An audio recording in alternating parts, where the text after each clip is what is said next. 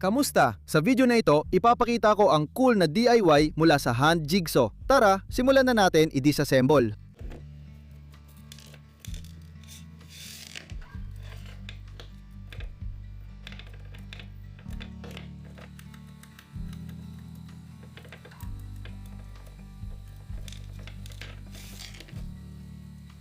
Sa arko ng lagari, kailangan mag-drill ng 2 butas.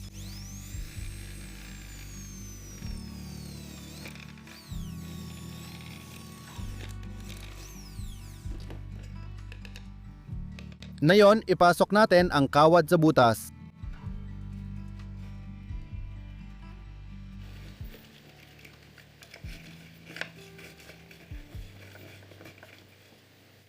Sa isang dulo ng kawad, ikinukonekta natin ang terminal na may butas gamit ang paghihinang.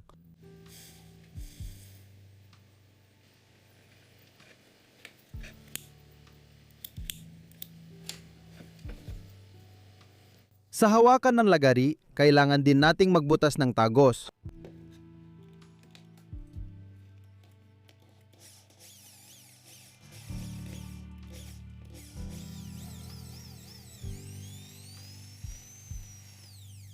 Kunin ang arko at buuin muli ang lahat.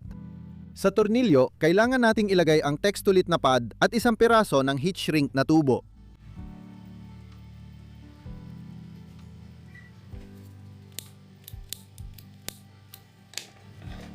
Ilagay ang tornilyo at dagdagan ng isa pang Textulit pad.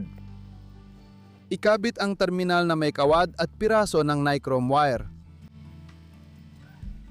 Ilalagay ang washer at hihigpitan ng nut.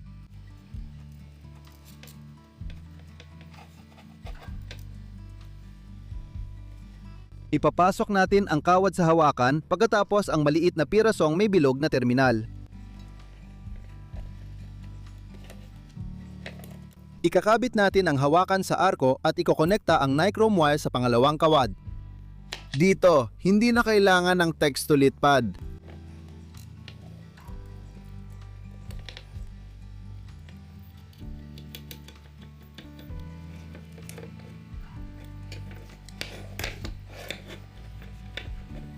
Ngayon, ihinang ang konektor sa mga kawad at ilagay sa hawakan.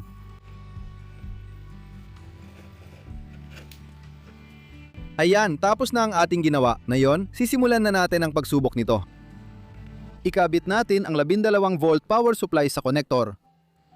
Ngayon, gamit ito, pwede na tayong maggupit ng iba't ibang numero o hugis sa styrofoam.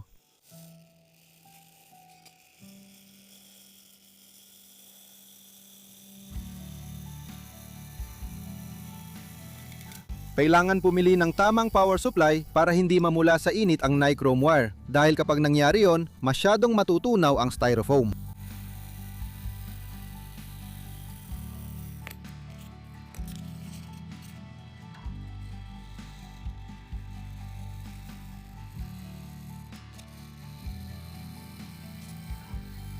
Daya na nakikita ninyo, maayos na gumagana ang ginawa natin at baka may makinabang din dito.